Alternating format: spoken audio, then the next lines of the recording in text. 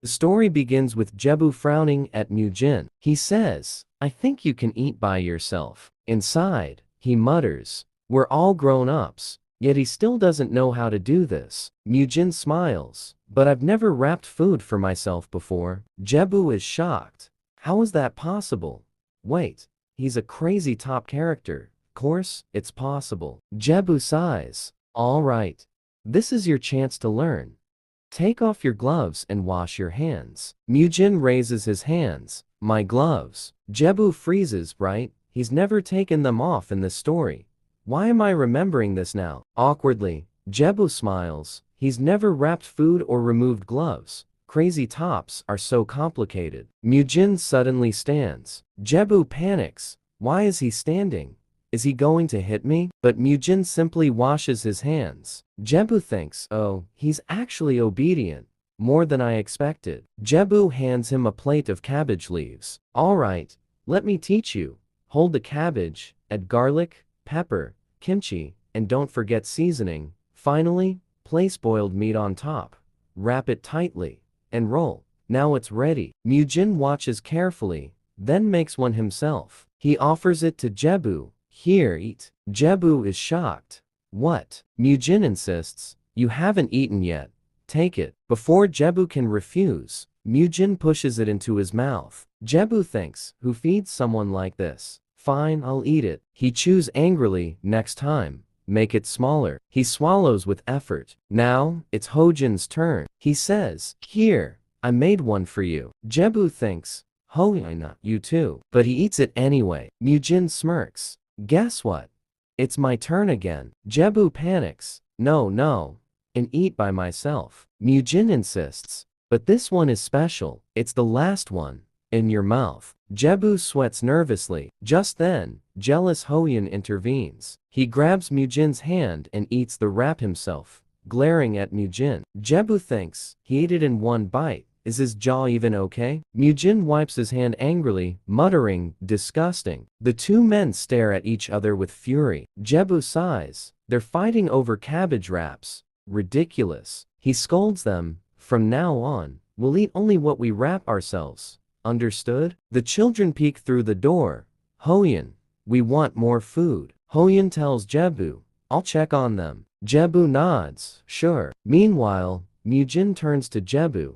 So you still don't plan to come cook at my house, do you? Jebu replies, isn't that basically housekeeping? Mujin smirks, something like that. Jebu shakes his head. I already told you I'm not interested. Mujin leans closer.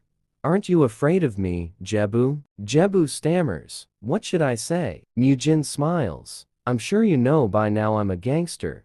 Yet you act like you don't care. Jebu thinks nervously, of course I care. I'm always careful around him. He's the one who kills the side top in this story. How can he think I don't care? He blurts out. No, I'm really scared of you. Mujin laughs. Then why treat me like this if you're scared?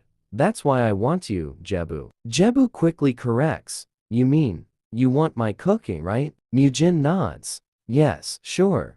That's the reason. Jebu thinks sadly. Is this job offer just another way to hurt Hoyin? He says firmly, I still refuse to be your housekeeper. Mujin replies, you should at least hear the conditions. I'm sure you'd enjoy working for me. Jebu listens carefully. Mujin adds, I'll even pay off some of that hardworking boy's debt. We see Hoyin and his brothers smiling happily. Jebu thinks, he'll pay off their debt. If I help bring them together and clear Hojin's burden, maybe I'll survive until the end of the story. But even then, it won't truly help me. Mujin watches Jebu's deep thoughts. Why is he thinking so hard? I know this offer is foolish. If he considered himself first, he'd see it's not worth it. In my world, people are selfish. They'd throw family, lovers, or friends straight into hell. Once they fall, love turns into anger, regret, and hate. Putting his gloves back on, Mujin mutters. So many fools. And here's another one right in front of me. Jebu asks quietly, how much of his debt will you forgive? Mujin smirks. Another fool. The story begins where Jebu asks Mujin, how much of his debt will you forgive? Mujin thinks, what a foolish question. As far as I know, those two don't even have a real connection. He lifts his head and says, How about I cancel half of what he currently owes? What do you think? Jebu is shocked. That's a huge amount. Mujin extends his hand, smiling. I'm not lying. Think the last card I gave you. You probably threw it away, didn't you? Jebu looks at the card nervously, feeling uneasy. Just then, Hoyin enters. Jebu quickly hides the card behind his back and smiles. Hoyin, did the kids finish eating? Hoyin replies, yes.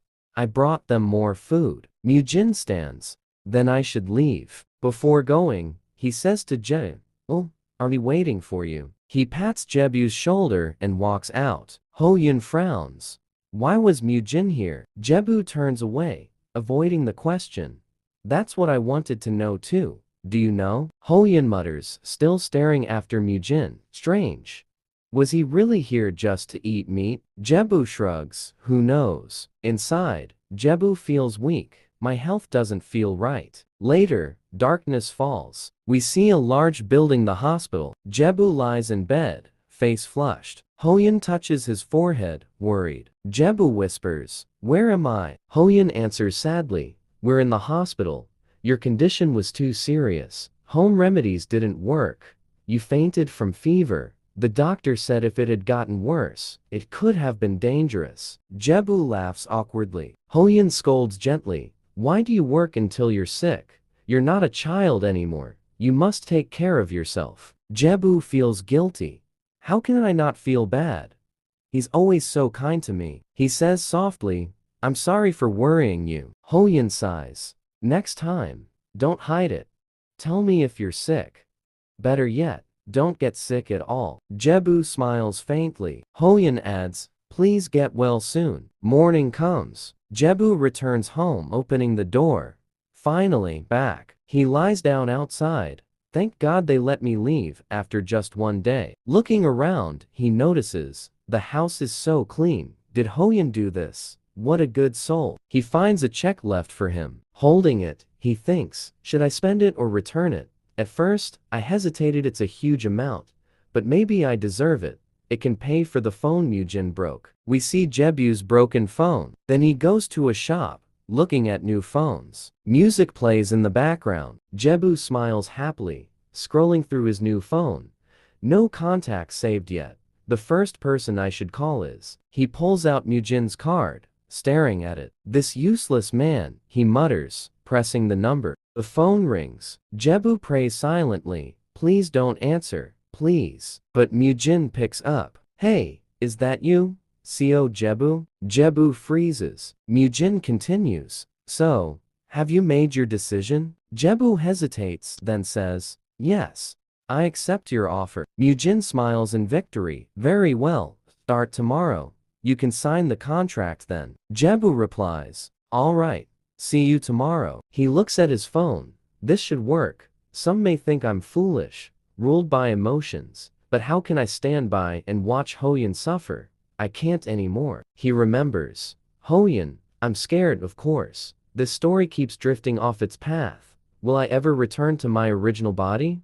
I don't regret my choice. I've always been sympathetic. That's just who I am. He smiles at his phone. The first number I'll save is Hojin's. Meanwhile, Hoyin breathes in the cold air, watching his breath. He pulls out his phone, thinking, Jebu isn't resting. He's probably working again. But yesterday, he was so sick. He recalls Jebu fainting, whispering, heavy, aren't I? Put me down. I'll walk myself. Hoyin remembers. He was so light. Though was surprised. He thinks, Jebu loves feeding others, but barely eats himself. That's why he never gains weight.